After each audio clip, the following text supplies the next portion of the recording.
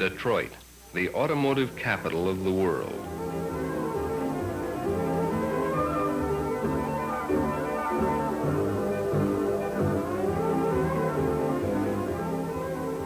Half a mile of asphalt, a quarter mile to race on and a quarter mile to slow down in.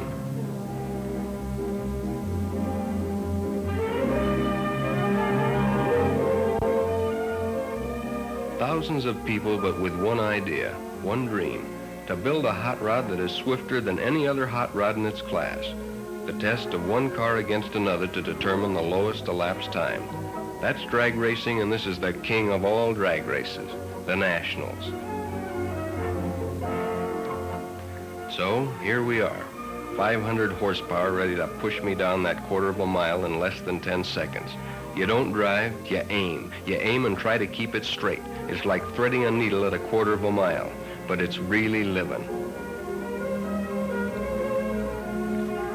So let's see how it all began. I guess everybody has his Shangri-La. For us, it's drag racing. I say us because it takes a team to build and race a top contender. The happy hours of a man's life are spent creating something. Some people paint, others write. Some design a rocket to the moon. But for us, it's trying to build a machine that'll cover a quarter of a mile quicker than anything else on four wheels.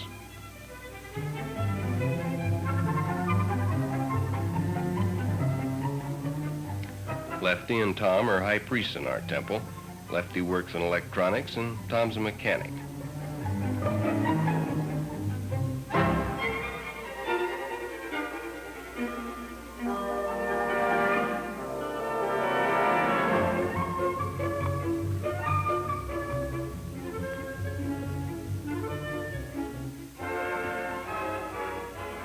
And there's the High Llama, Jim Nelson. He's the engineer. In real life, he's manager of a speed shop in Oceanside. Tom and Jim are brothers. There I am with the jacket supervising the job. You gotta keep an eye on these boys or someday you'll mash down on the throttle and head right into outer space. Takes a lot of doing to make a record run. These cars are more highly bred than a racehorse.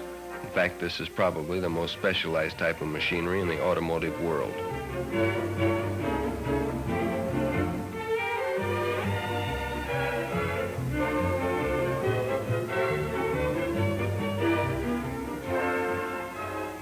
When we head out for a big race like the Nationals, we take along enough spare parts to rebuild the engine as many times as we have to. Reliability is almost as important as speed. It takes a combination of both to win. In fact, I've known it to happen where the fastest car isn't necessarily the winner.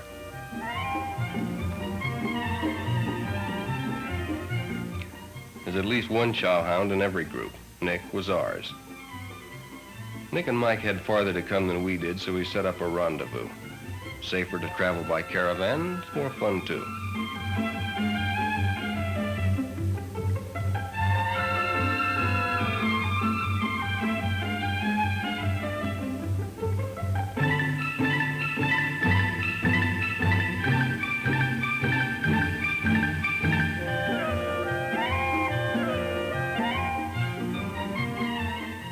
We hadn't been able to get together because of the hectic weeks of work that always precede a big meet. So there was lots to talk about. New ideas, things that worked and things that didn't work.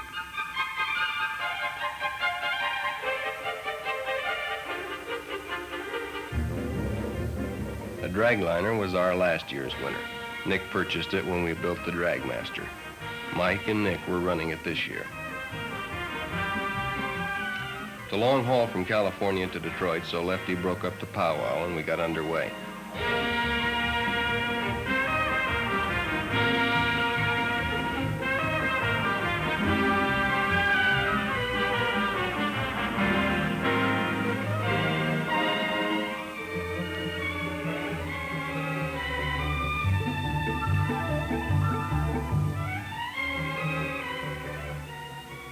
You hear a lot about the beauty of the Southwest, but unless you drive east, you never really get a good look at it.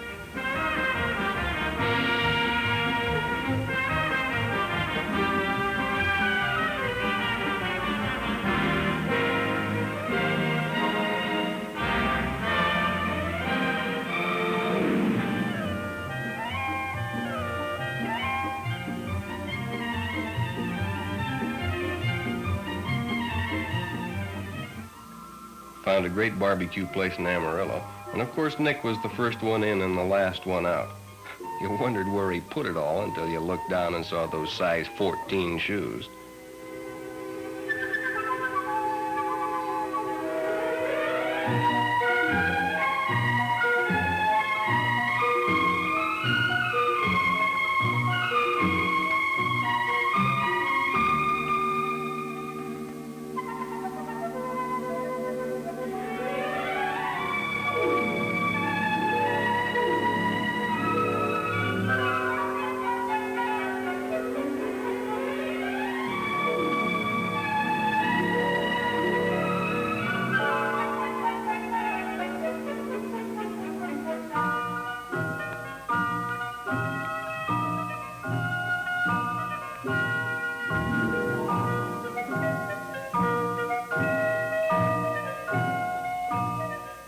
It's always good to see old friends again, and we joined the Parkers in Oklahoma to catch a meet before pushing on.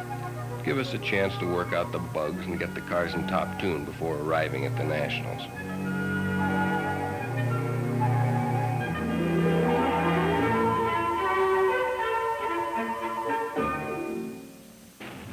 Oklahoma had a regional meet. That's a Texas job burning up the track.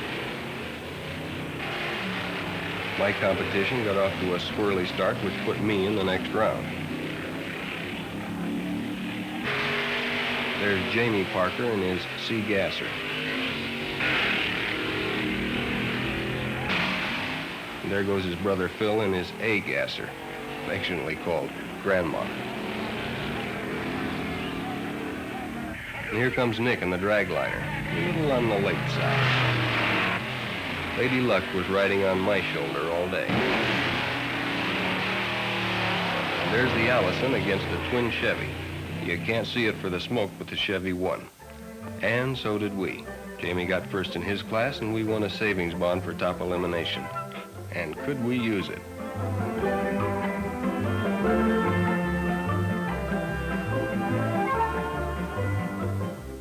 All work and no play could make drag racing a very dull sport. So after a hot day at the track, it's always pool time.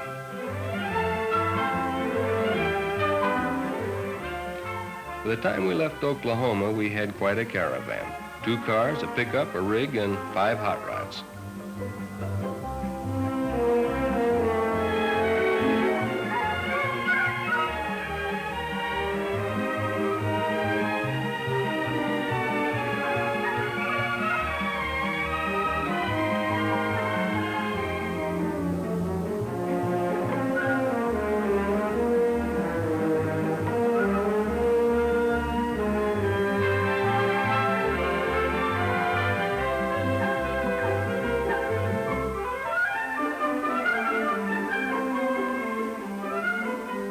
When we got to St. Louis and crossed the Mississippi, the weather began to look a little on the threatening side.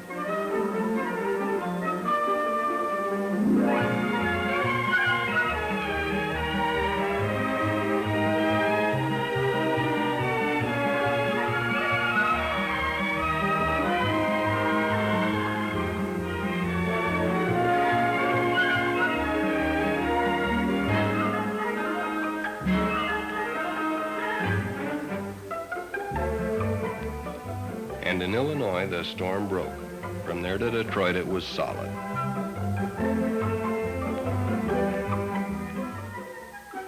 Following day, the sun came out and everybody took a deep breath.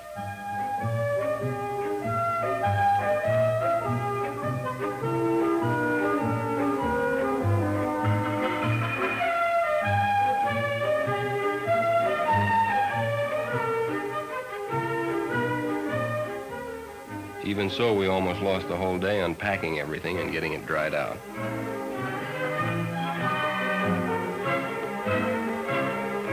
Then we had the car to clean up and get ready for technical inspection the next morning.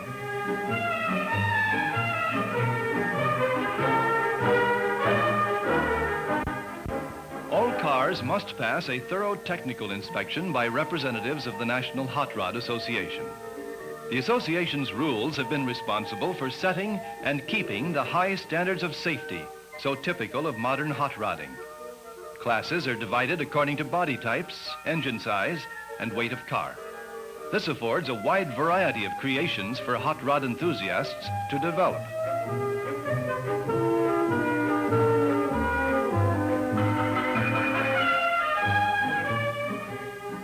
The check chart system is used, and each contestant's car must pass all requirements before he is allowed on the drag strip. This often creates some lively discussions. Weighing in is always a critical moment. Rules call for 30% front, 70% rear weight ratio. A few pounds light on the front end can disqualify a car, and a few pounds too few can throw it into a higher class.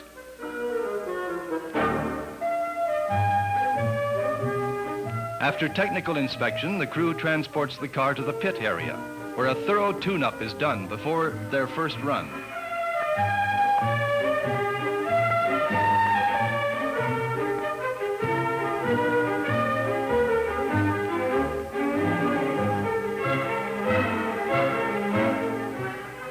Barbara Livingston, a charming secretary of NHRA, is on hand to greet old friends and give newcomers a helping hand. Once satisfied, the crew wheels the car through the staging area, and an amateur photographer gets her chance before the car gets to the starting line.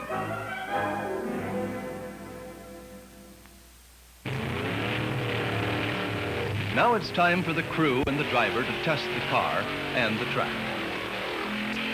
The first days of the meet are strenuous and exhausting. The track is in continuous use by contestants, making test runs in time trials.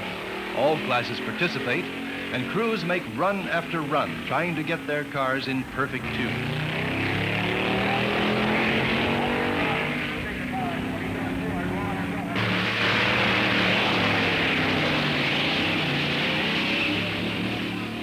For the spectator, it's an exciting time too, because they have the opportunity to observe the many different classes in action and compare their elapsed times. It is not at all unusual for the meet's best elapsed time to be set during the time trials.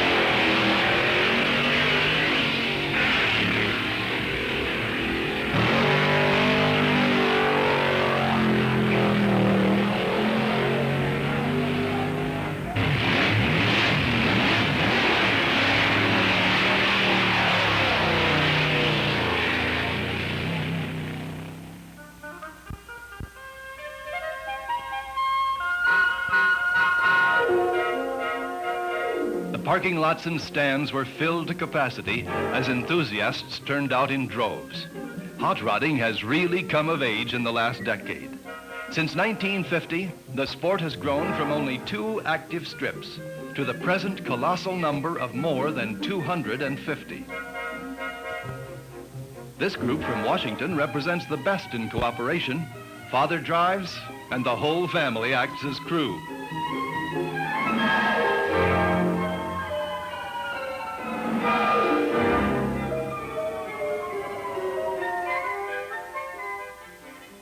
Whether it's an airplane engine or a V8, there's always work to be done. And a cool drink hits the spot on a hot day.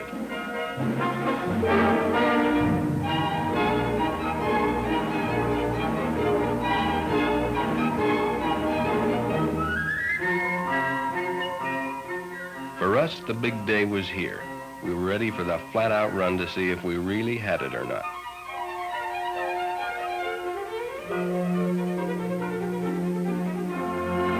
We checked with Champion to make sure we had the right heat range.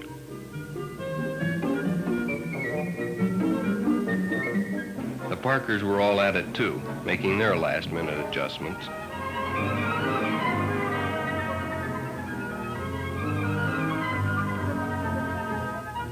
A word with one of the toughest competitors, Chuck Jones, of the Sidewinder crew from Long Beach, California. And then we were ready to take her down to the line.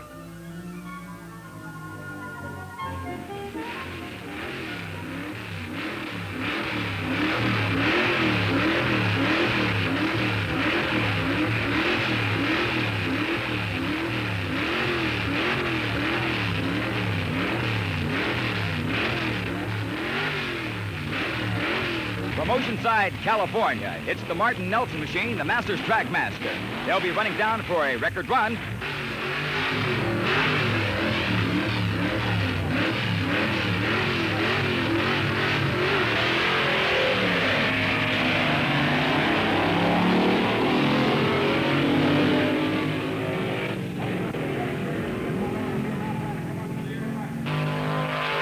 Counterclaps with top elapsed time on our Crondeck clocks, a 9.12. 9.12 seconds. The Nelson Martin machine, the Masters Dragmaster. With the lowest ET of the meet so far and a possible record, they had to check the gas to make sure we weren't on rocket fuel.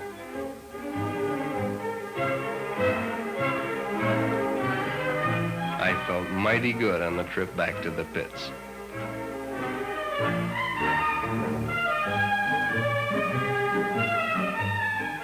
You never want to count your chickens, or however the saying goes, because the day of eliminations, we heard those expensive noises when we fired her up.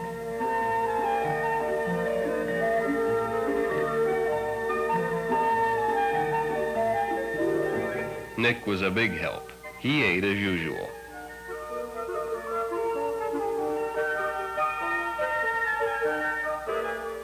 There was nothing to do but tear her all down and see what the trouble was.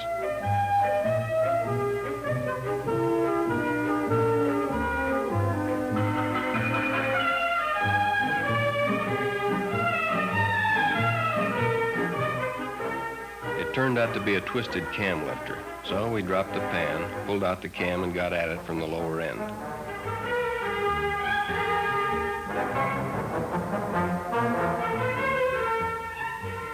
Fortunately, the cam was okay. The eliminations were starting and time was working against us.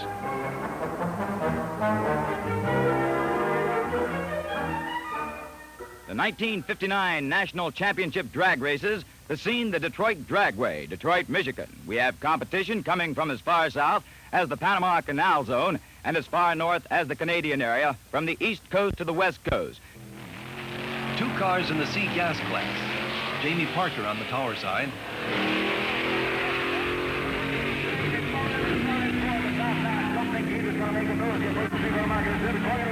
It looked like everybody in Detroit was in the stands.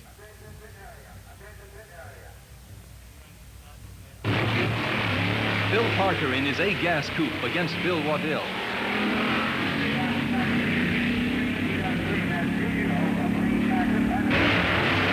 Two four-bangers with Ray Huckabee of Houston, Texas on the spectator side, taking an early lead. A Thunderbird and a Corvette in the sports car class.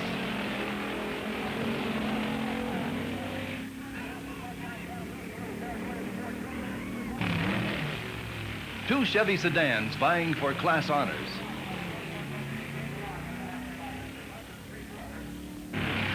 The original hot rods, 2 street roadsters. An Austin against a Fiat in the altered coupe class. The Cotton Pickens Special from Arizona taking the lead in the modified roadster class. In the competition coupe class, Naki and Veselka's last year's class winner blows up and loses to Robert Andrews of Ohio. Bernie Partridge in Misfortune from California gets a good start in the modified roadster class. With only minutes left, we got her buttoned up and down to the staging area.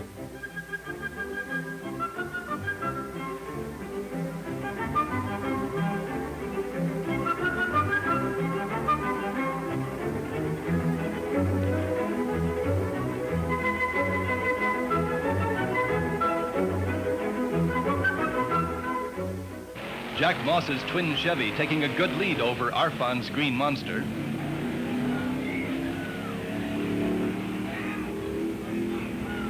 Tex Ishimaru taking an early lead in his A dragster.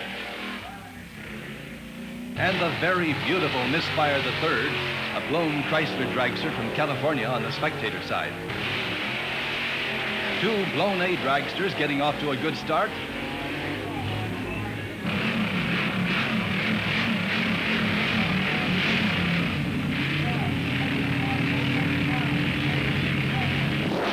Two Texans, Jack Moss in his twin Chevy being taken by Rod Singer on the tower side.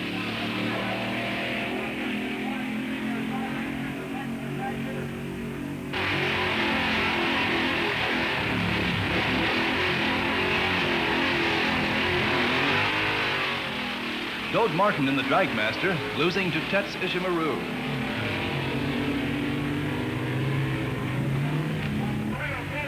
The Dragmaster with a lower ET, but Tex getting off the line better. Well, that's drag racing.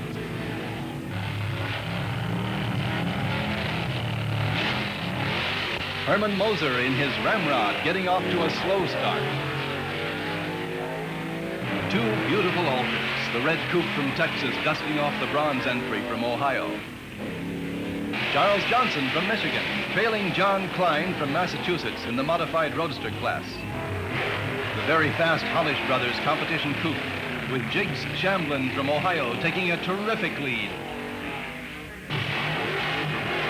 Rod Singer from Texas eliminates Bill Tibbles of Ohio and takes another step up the ladder. The crowd waits anxiously for the runoff of the little eliminator to get underway. And there goes George Montgomery of Dayton, Ohio.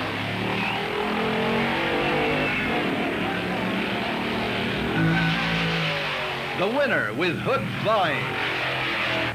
Otis Smith of Ohio, a roadster class winner, takes on Gabby Bleeker of Illinois, a altered winner, to win middle eliminator.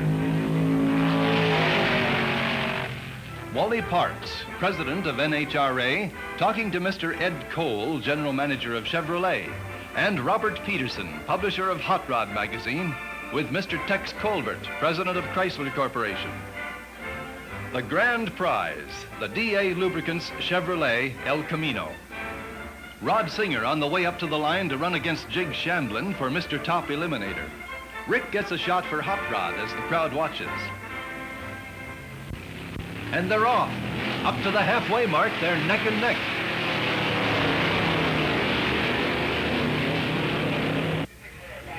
And coming into the tracks is Rod Singer way out in front. Bad luck for Jig Shamblin, who dropped the clutch in the Hollish Brothers' beautiful competition coupe.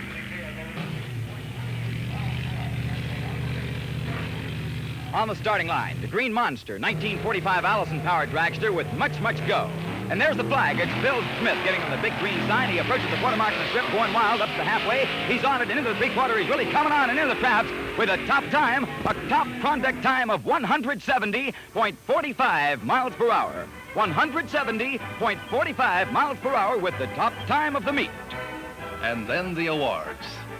The trophy for traveling the greatest distance to the Nationals, accepted by Mike Bamber. The award for the best appearing car and crew goes to Darrell Zimmerman of Colorado.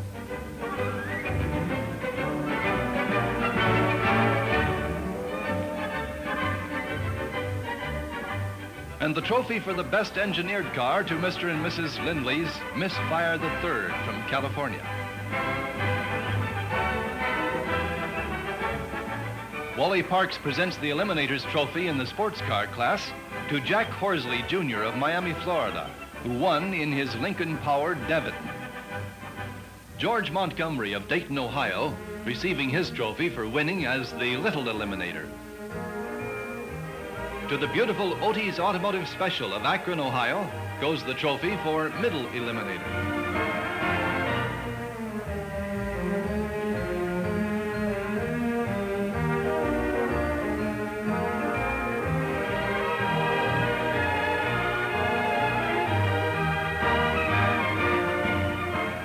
Martin Nelson Dragmaster was considered, in the judge's opinion, the safest constructed car of the meet. They also won the trophy for the lowest ET. Wally Parks beckons to the crew of the Green Monster to share honors with Art Arfons for establishing a new top speed record on gas of 170.45 miles per hour. And here comes the Singer Miller car being pushed back to the winner's circle. The car that won the meet.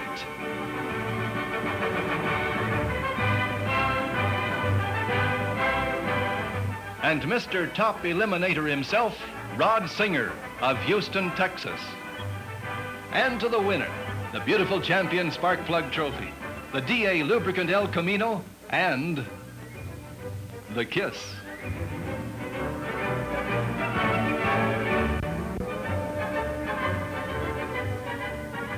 And so another Nationals draws to a close. Records have been set and broken, ideas have been exchanged. Enthusiasts will return to garages and workshops to create new machines that will go a little faster and get from here to there in a little less time. For this is the story of ingenuity in action.